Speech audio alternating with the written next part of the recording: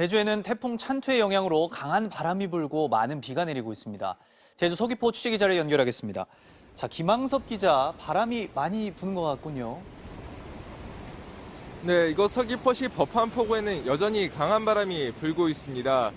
새벽부터 세차게 내리던 비는 잠시 소강 상태를 보이고 있는데요.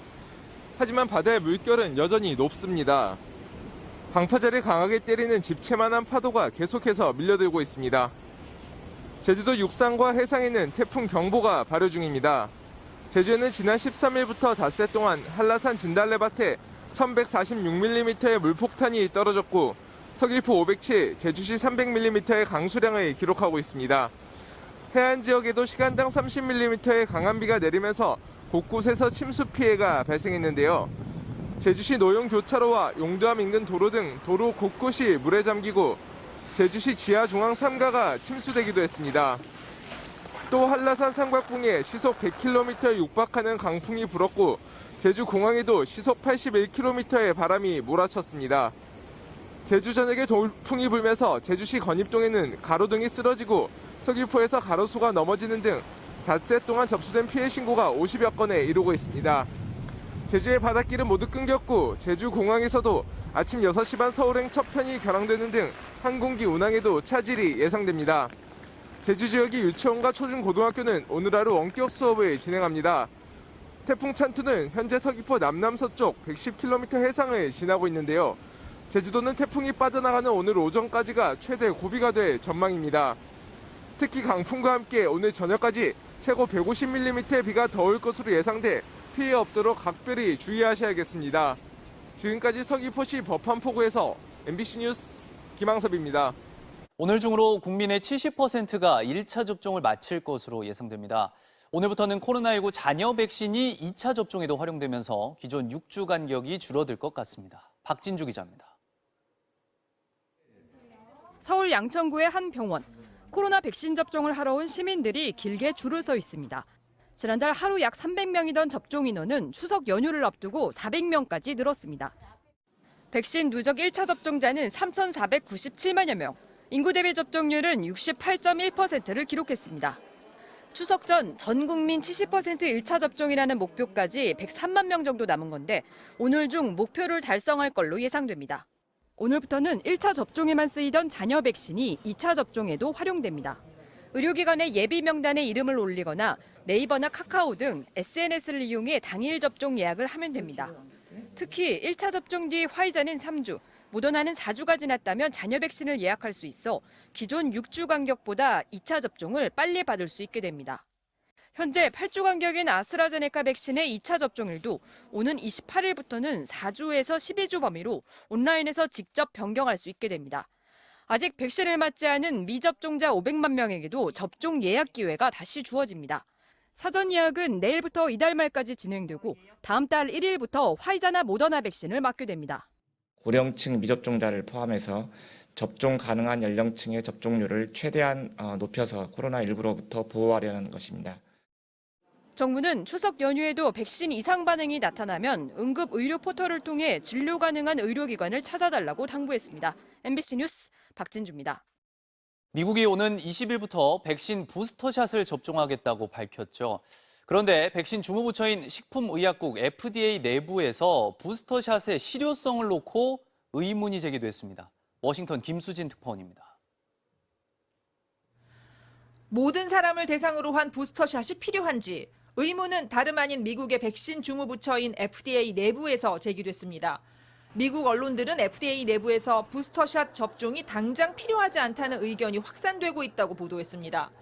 현재 화이자와 모더나, 얀센 등 3개 회사의 백신이 부스터샷 없이도 미국에서 중증 감염과 사망을 막는 데 충분한 효과를 보고 있다며 3차 접종까지 할 필요가 없다는 겁니다. 또 노인 등 면역력이 취약한 그룹에는 부스터샷이 필요할 수 있지만 모든 일반인을 대상으로 할 필요가 없다는 지적도 제기됐습니다.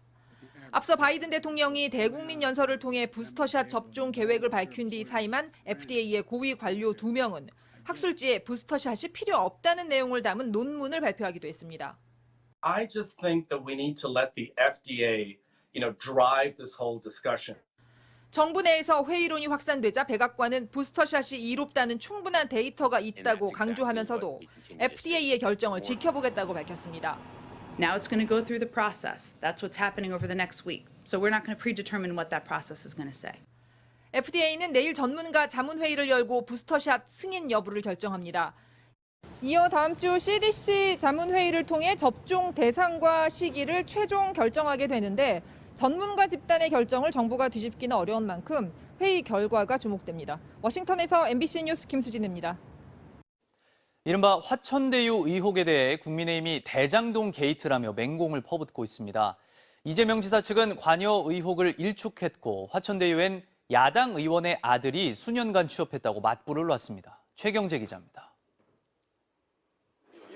화천대유 특혜 논란을 대장동 게이트라고 규정한 국민의힘은 국정감사는 물론 국정조사와 특검까지 거론하며 이재명 경기지사에 대한 전방위 압박에 나섰습니다. 성남 대장동 개발지구 현장도 방문해 수백억 원에 달하는 거액 배당을 받은 화천대유와 이 지사의 연관 가능성을 거듭 제기했습니다. 공공으로 환원한다고 주장하고 지금까지 선전하고 있는 이 사업장에서 1000배 이상 이렇게 가져가는 이런 구조에 대해서 우리가 초점을 맞추고 누가 결정했고 누가 가져가고. 야당의 계속된 공세에 이재명 지사는 스스로 대장동 공영개발에 대한 수사를 의뢰한다며 다시 반박에 나섰습니다. 사업 추진 당시 국민의힘 전신인 새누리당 세력이 공영개발 포기를 압박한 건 회의록에 다 기록돼 있다며 야당 세력 압박에 굴해 민간 개발로 했다면 민간업자만 돈방석에 앉았을 거라고 반박했습니다. 이 지사 측은 또 국민의힘 곽상도 의원 아들이 화천대유에 7년간 근무했는데 이 지사 아들이 다닌 것처럼 허위 사실을 유포한 출처가 어디냐며 역공을 펼쳤습니다.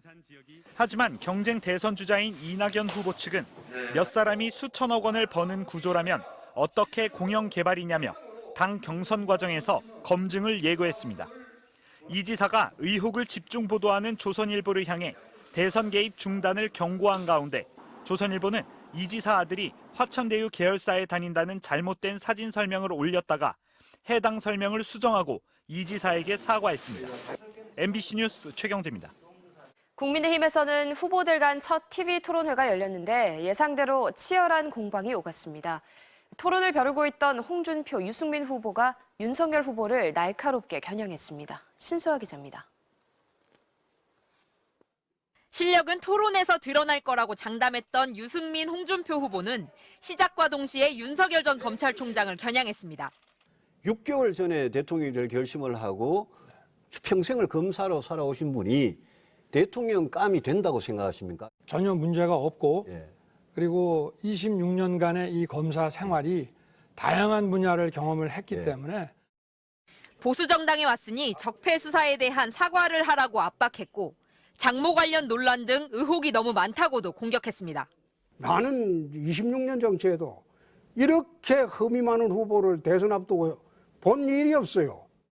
저는 검증을 다 받아서 이 자리까지 왔으며 계속 이렇게 제가 법을 지키기 위해서 공격을 당했는데 됐습니다. 그거를 자꾸 의혹이라고 예. 지금까지 뭐 나온 게 없지 않습니까? 현안이 된 고발사주 의혹을 놓고선 양보 없는 공격과 수비가 이어졌습니다.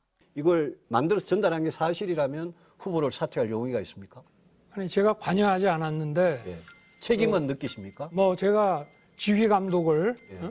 그 경위를 좀 봐야 되겠습니다. 윤석열 후보는 정면 대결 대신 정책 질의에 집중했습니다. 이 보육 그 국가 책임 문제에 대해서 어떠한 비전을 가지고 계신지 한번 여쭤보고 싶습니다. 홍준표 후보는 당내 비판을 더 많이 한다는 지적에 해명 겸 반격을 이어갔습니다. 저 진짜 충격인데요. 이 완전히 민주당 대변인 하는 거랑 똑같잖아요. 정치 그래 하시면 안 돼요. 쓴소리 하는 사람이 쓴 소리가 아니고 그 못된 소리야. 또 황교안 후보는 부정선거 의혹을 또다시 제기했고 이에 원희룡 후보는 야권에 전혀 도움이 안 된다고 맞서는 등 토론은 2시간 내내 신경전의 연속이었습니다. MBC 뉴스 신수아입니다.